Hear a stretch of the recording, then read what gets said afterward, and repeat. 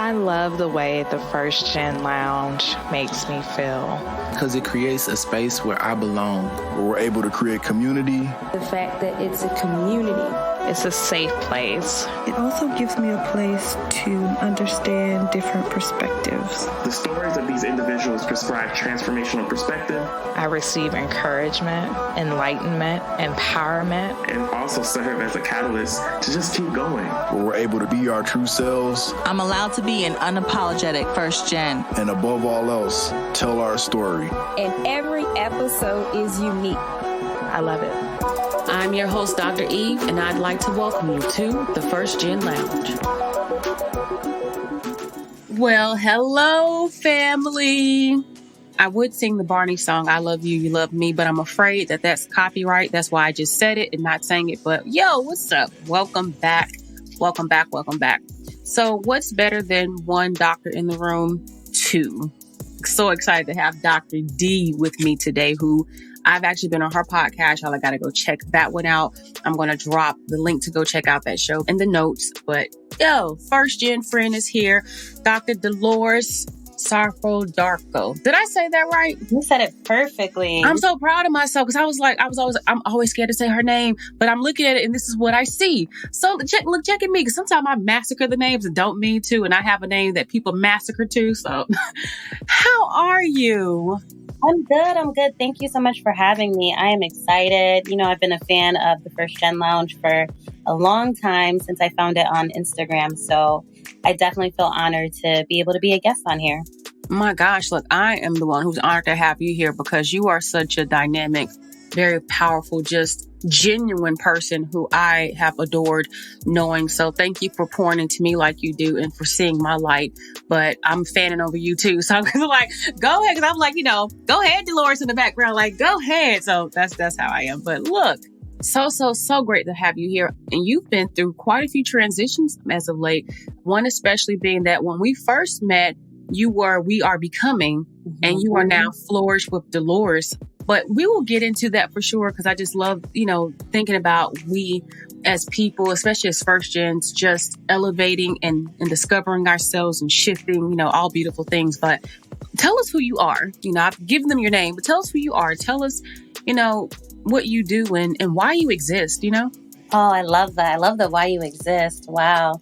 So I am first and foremost a lover of Christ. I love Jesus. I am an ambitious, super quirky person who just loves to chase after my purpose. And I love to try to discover what that is and live in my purpose. I notice that when I don't feel aligned with it, when I'm not feeling like I'm being a service to humanity, I'm like all thrown off. Like, God, what am I doing? I'm not living in my purpose. So that's who I like to say that I am in terms of why I exist. I exist to not even say hopefully, I'm going to just stand in it. I exist to inspire young people to embrace their journey. And every time I say embrace your journey, I'm also talking to myself, reminding myself to embrace my journey. And being a first gen student, it's really difficult because we don't have a lot of examples before us, at least ones that we personally know.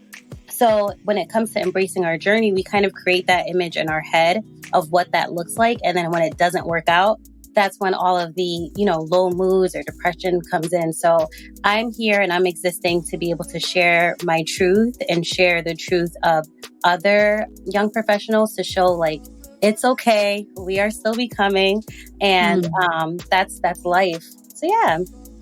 I'm here for that. And the way you answer that question so gracefully, like when you know who you are, you know who you are. That's why I knew I could drop that on you because you are intentional in your work and you've made that very clear, very, very clear. So even thinking about, your work with young people, how has that been for you? And what in your work are you doing, if you were to explain it to somebody you just met on the street? Yeah, so I would start by telling them why I started. So in full transparency, because that's how I roll, I started my brand because I was so unhappy with my job. I worked really, really hard to get my doctorate, similar to you, which is why I so identify with your story. But I worked so hard to get my doctorate, so hard to be the first in my family to have that, to be able to be an example. And then I start this job that I'm thinking is my dream career. And I'm not being treated fairly, and it's just not what I thought it was going to be. And as I did some, self-reflections, I knew part of it was because of the way I was being treated, but the other part was the self-expectations that I had, or the expectations that I had for my career and my job and what that looked like, and being so stuck in my plan. So I started talking to some of my line sisters. I'm a member of Alpha Kappa Alpha Sorority Incorporated. I started talking to them, and, they're lawyers and all these different careers, and they were feeling the same way. But then I was like, yo, we look on Instagram and all y'all look perfect. All of us look perfect. Like, we're completely happy, but we're not telling these stories of, there's moments where we're unhappy with our jobs, or the dream thing that we thought we were going to accomplish didn't come true. Instagram is a highlight reel. So I wanted to find a way to share with people that, it's a journey and we're still becoming. And although we have successes, although I'm called Dr. Delores Sarfo-Darko, it's great. But there's been some ups and downs in my journey, and the ups and downs continue as I journey through life.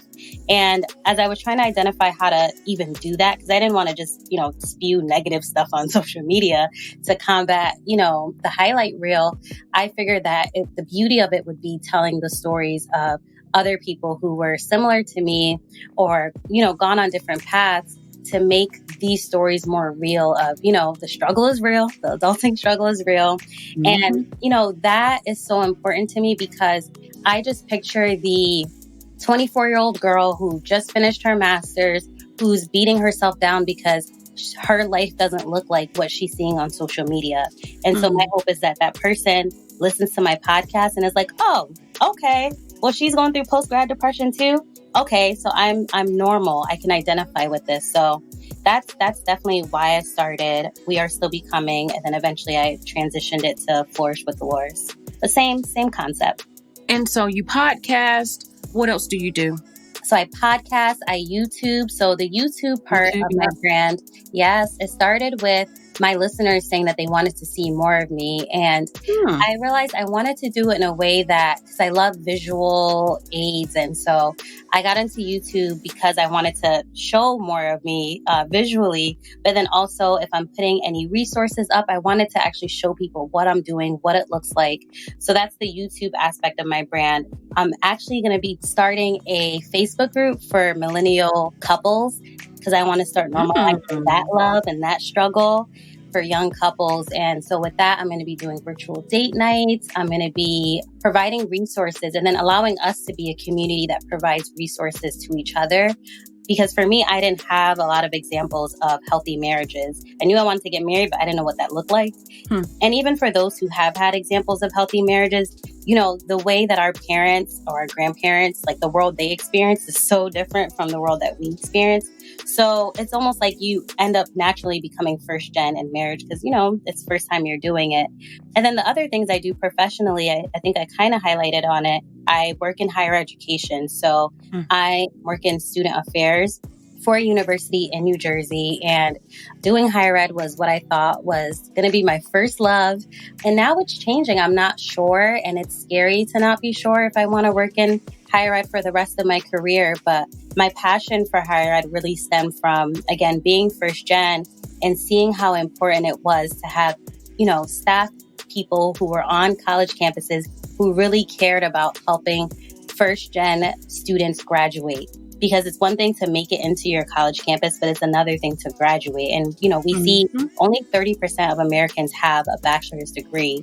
So I got into higher ed because I really wanted to, change that narrative and see more people not waste their money in college and, drop out without a degree, but really get the support they deserve so that they can finish. So I'm still very passionate about it. I just don't know what it looks like in terms of, in the future, what my contribution will be to it. And again, that's another reason why you inspire me, because you found a different twist in it. So those are some of the things I'm doing.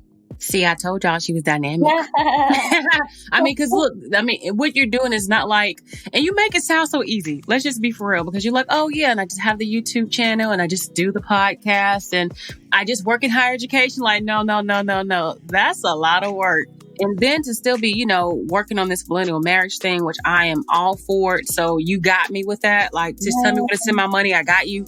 because it's important to think about everything you said is so spot on. I'm like, yes, Dr. D. Yes. Like I can relate, just in a way of professionalism and getting there. And like you said, just maybe this isn't it. And then to feel that disappointment, right? And the disappointment coming from, I'm letting my family down by not doing this thing that I'm supposed to be doing. But you just really have to like tune into yourself and be like, well, what do I really want to do? And why am I really here? Yeah. And I think that it's really important that you talk about the purpose, but even opening up an avenue for you to still tap into that other side of yourself that's creative and find that fulfillment, but still take care of home, by working professionally. But since you even brought it up, let me just ask you, how then are you able to stay grounded professionally, knowing that you have had some uncertainty or have some uncertainty, now about if this is a path that you want to stay on? It's definitely not easy. Just a couple months ago, even like a month ago, I was crying every single day because I was just so unhappy with work and just asking God, like, what is my purpose? Like, why do you have me here if I'm just facing all these challenges? And so it's not easy. And I was at the point where I was going to, it's no secret. I told me my job, like I was serious. Like I was going to put in a 2-week notice. And what helped me not do that was that I prayed on it. And then my husband and I met with our financial advisor and we met with our premarital counselor to talk about how that could impact our marriage, like me, kind of up and leaving my job without a plan. And then what I really had to do was a lot of mental work. So it was undoing a lot of the, I'm going to be a vice president one day and I'm going to do this, like undoing the image that I had for myself and knowing what my plan for my life is and letting that go and letting God take over and just trusting God that I don't know what my plan is, God, but I'm trusting you and I'm letting it go, because I think when I was holding so on to knowing or having control over where my life was going, it was driving me crazy. Like I was crying every day. So now in my job, I still do good work. I'm an ethical person. I'm always going to go hard for my students. At the same time, I'm putting myself first. So 4:30, I'm out. Anything that is extra that doesn't sit well with me, I say no, and I'm sticking up for myself. And that was very hard for me, especially being really young in my field, being a Black woman. And I would be afraid to say no because 1, I didn't want to get judged. And 2, I, had my head set on I want to be a vice president. So I was being a people pleaser so I could hopefully get to that. And now I'm like, I'm good. And I think I'm able to truly say I'm good with people pleasing at work because I let go of the plan or the idea that I had for myself. If I become vice president organically, then cool. All right, God, we did it. If I don't, all right, God, we did it, because I trust that whichever way God has for me, we're going to be good. And I don't have to compromise my sanity for it. So that's like a lot of mental work to get there. And it's a lot of mental work, I imagine, to stay there too. Absolutely. Every day I have to remind myself. You good, right? You good. Don't worry about it. Yeah. You said a couple of things that really have intrigued me, and I want to dig into them. That you and your husband talked to both the financial advisor and the marital counselor before deciding to leave. That's pretty major. I can't tell you I hear that much. And especially not from people of color. I don't know every person of color. I know that. But I want to dig into that. How did you even have that conversation with him to think, I want to change jobs, I want to change my career? Because you think about, you are in a partnership, a long-term committed partnership. So this applies to people who are married or not, if you're in any kind of arrangement where you're with someone else. How do you have those conversations about the course of your life and what you do together? Because I'm like, ooh, y'all did that. Yes. And this is going to sound so crazy, but a lot of it was inspired by you. When you were on my podcast a couple months ago, I think I shared some with you, but I was, in the midst of crying every day, being so miserable. So my husband was seeing that, like, how can we get her out of this? And I'm like, I just need to quit. And then, he grew up seeing healthy relationships. So he knew all about, the importance of us having discussions before making decisions. Whereas for me, I probably would have been like, I'm going to kind of do what works for me. So I do appreciate having someone who, puts that in front of us that we need to work together.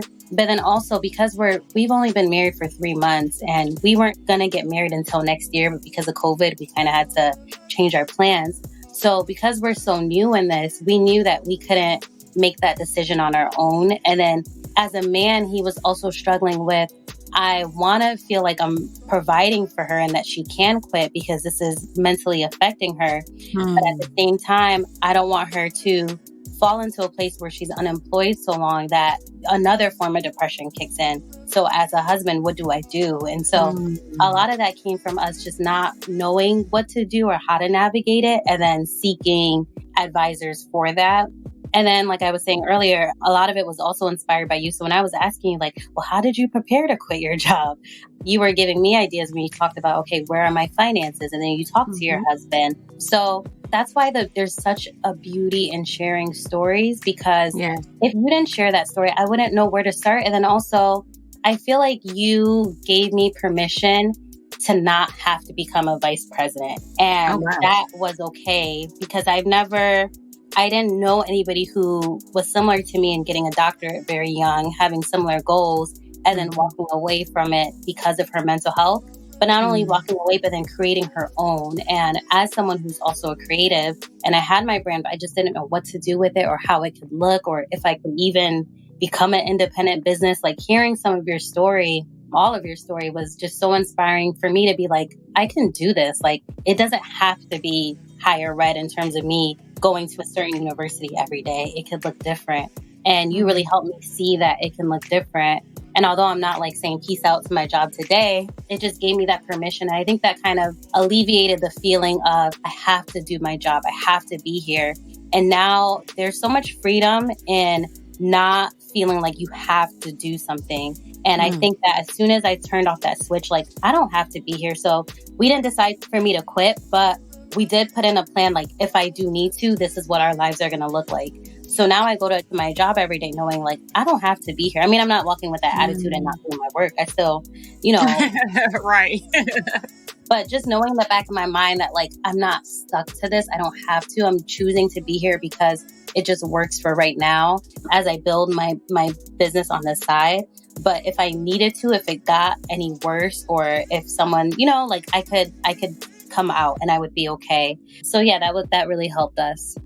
Nobody told you to just pull at these heartstrings of mine today. And you just never know how conversations you have with people are going to shift perspective. Right. And you're right that us talking and just sharing and being vulnerable and being open is where the impact comes from, and how we perceive our lives. Because I am just moved. I am just moved, and so grateful that, again, we have connected and are able to be vulnerable and to help each other as women to grow, and to be able to say, I see you, sis. It's not competition, to collaborate, because we both understand we have to do this thing called life together.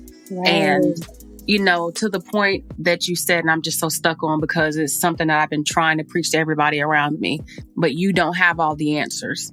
And rather than you saying I don't have the answers, so I'm just going to stay stuck and I'm just not going to do anything, you were like, who can help us? Not who can help me, who can help you, who can help us to navigate this decision together. And then to think, y'all are just 3 months in for marriage, but already working in such a team dynamic that I'm like, my gosh, that's beautiful. That's beautiful, because though you didn't have that growing up, he had it, but he understands it and is nurturing in that way.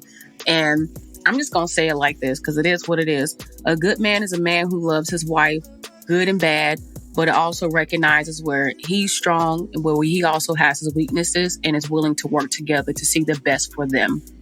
And so I love what you said. Like, that's when I feel like, oh my gosh, he did what? And it's not that it's a surprise, but he reminded me of my husband. Like, I hadn't even met your husband yet, but I'm like, he did the same thing. Eve, you are not in a good place. And I recognize that, and it's my job, so he feels, to make sure that I'm good, like, no matter what, even if that means it may inconvenience us slightly, we can figure it out. So I really look forward to what you're going to do with the millennial marriage thing. Like, I can't wait to see that, because the foundation, my gosh. But then the seeking advice, I love advice. People like, it's not that I don't know how to critically think, right? And it's not that I don't know how to figure things out on my own or how to read a book, but there's something about the wisdom you get from other people who have been through something that you imagine that you'll experience or are aspiring for that cuts the learning curve and eliminates some of the pain. Right. Kudos to y'all for that. I love that. Thank you. And speaking of advice, you said that on our episode on my podcast that, it's one thing to take advice, but you have to then kind of shape it into how it can work in your own life. And while I was asking you, well, how did you do this? And how did you do that? I also remember that was something that you would ask your mentors. You wouldn't ask your mentors, what should I do? You would ask your mentors, how would you handle this situation? Right. And then you would then go and take it and see how it fits for your time. So, that also gave me permission to do that, which was great. Well, you're giving me permission right now to just continue to stay true to who I am, because we were just having a conversation, just two homegirls talking. That's all it is. Just like right now, we're just talking and catching up, but also just sharing, with those who decided to come and kick it with us, which I'm like, man. So look, y'all, listen, this is the power of having people in your life who see your light, but are also willing to pull you out of darkness, even in times when you don't even know you're experiencing it. Because while I knew from the conversation that it was a tough time for you, I didn't realize how bad it was. And I'm like, man, I remember when that was me. And so I'm glad that we were able to, connect and to share. This is making me think about right now, just how do you, when connecting with other women, especially other women of color, how do you open yourself up to connecting with them? How do you know that it's right? Because I'm sitting here just thinking like, man, here we are, two highly educated Black women, first generation, career oriented, we're married. And it's so easy for people on the outside looking in to think that we should be competing. But how do you keep your mind open to being able to collaborate? And then I did hear you slick drop the AKA in there earlier. I was like, she did that real smooth. Look, I ain't mad. I love it. I love it. I really do. But, how do you do that? Because I know that can be a challenge, especially for other younger women who are growing up and all they see is everything should be a competition, or you're on social media and it's who's got more likes, more follows, more blah, blah, blah. And it's just, it's crazy. Yeah, I feel like that competition mindset is just so toxic because we can do so much more if we just work together, And so that's always been my belief. And I don't know if it's, part of my upbringing and the whole, it takes a village ideal that I kind of grew up with, or if it's just because I genuinely feel like I'm winning when I see other Black women winning. Because if I see that you just booked a gig that you're going to be getting paid from this company for $15,000 or whatever. Now I'm seeing, okay, Eve did it. Boom, I could do it because someone who looks like me did it. So for me, I've always loved seeing Black women win because one, we don't get to see it enough. And I think for some people, that's where the competition comes because we don't see it enough. They think that it can only be one of us, so we have to compete. But for me, it's the more of us are winning, then we can continue to push the needle. So I love collaborating with Black women. I do recognize that every Black woman, because of whatever their upbringing or whatever their ideals are, that whole competition feel, aren't going to feel that way. So I have reached out to other women where either they don't respond, but then I'm like, it's okay. There's other people. And I feel like just putting yourself out there, and if you see someone who on Instagram, speaking to the listeners, if you see someone on Instagram who's, has your type of vibe and is doing something that you want to be doing, reach out. And if they don't respond, that's okay. I think sometimes we forget that this world is just so big and there's going to be someone else that you can connect with, but do not hesitate to reach out. And I've had young Black girls reach out to me saying hey, I see you have an MSW. Do you have any advice for me? I'm getting mine. And I love that. I'm like, yes, thank you for asking. Tell me about yourself so I can, kind of give you some suggestions that fit for you. But there are people out there like that. And it may take a couple messages. A couple may not be responded to or read.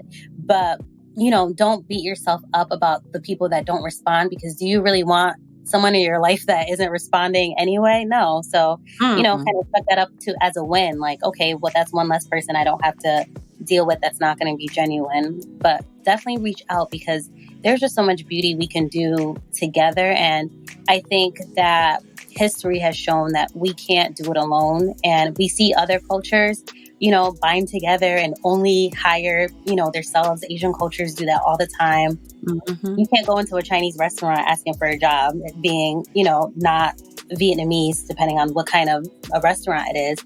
And so other cultures do it. And I think that, we should, because we can go so much further together. Yes, Lord. You're right. You're so right. And, to that point, I'm going to say something I was talking to a friend about the other day, and I'm sure you're going to feel me on this. I look at some of the other groups of entrepreneurs who are a little further along in their career than I am. And what I notice is they work together to build wealth. Here's an example. There's a lady who does online marketing that I'm familiar with, a white lady, and she used to work with this infamous white guy who's a speaker that a lot of people know. Okay. Mm-hmm. She dropped a course, I want to say this week or last week sometime, but there were 4,000 people that enrolled in her course. Wow. At a minimum of $19.97 a pop.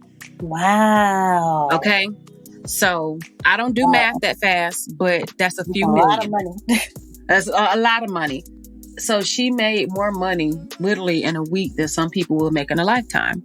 More money in a week than some people make in a year. More money in a week. So just thinking about this thing. And I've seen it done before with somebody else, and I saw it done early this year, to where I think this lady maybe have grossed 11, maybe 12 million off this class. And that was at minimum. So that's just if you pay the full cost. But if you do payments, it's about 15% more. So again, you can do the math. But what I noticed with this particular group of people that I've been watching, because I'm not in a circle, it's just like they work together to feed into each other's dreams, to feed into each other's businesses, to their careers, and to their platforms, which then translates to something more positive and powerful, not just for them, but for everybody who's involved. Because I'm thinking, even if I'm doing an affiliate program and I'm offering 50% of whatever I'm getting, I'm still, if I've made 12 million, I'm still getting $6 million. Right. So to that point, it does take a village. And so with you saying that, just as you inspire me and you connect with me and you cheer me on and you support me and you check in, those are things that help me. You are part of my community. But even from a business perspective, hey, Eve, I'm going to put you onto this. Well, hey, Delores, I'm going to put you onto that. And we help each other grow because we cannot do it by ourselves. And there are how many billions of people in the world? There are so many people to be served. I can't serve them all. You can't serve them all. But we can do what we can do in our strengths and serve as many people as we can. Because I was reading a book recently that even said, it's not your responsibility to save the world, but to do what you can to save what part of the world you can. And to be a part of the work that's done to contribute to the larger picture. So I loved your thoughts about collaboration. And you're right. If they don't answer, okay, bye. No love lost, because that means we're not on the same wavelength. We don't have the same energy, and we're not going to, you can't help me get to where I got to go, but neither can I help you get to where you have to go, because we don't share the vision. Right. And I think we forget that. We all have our own secret sauce. Like, I will never be Dr. Eve Hudson, never. I don't have your secret Black girl magic.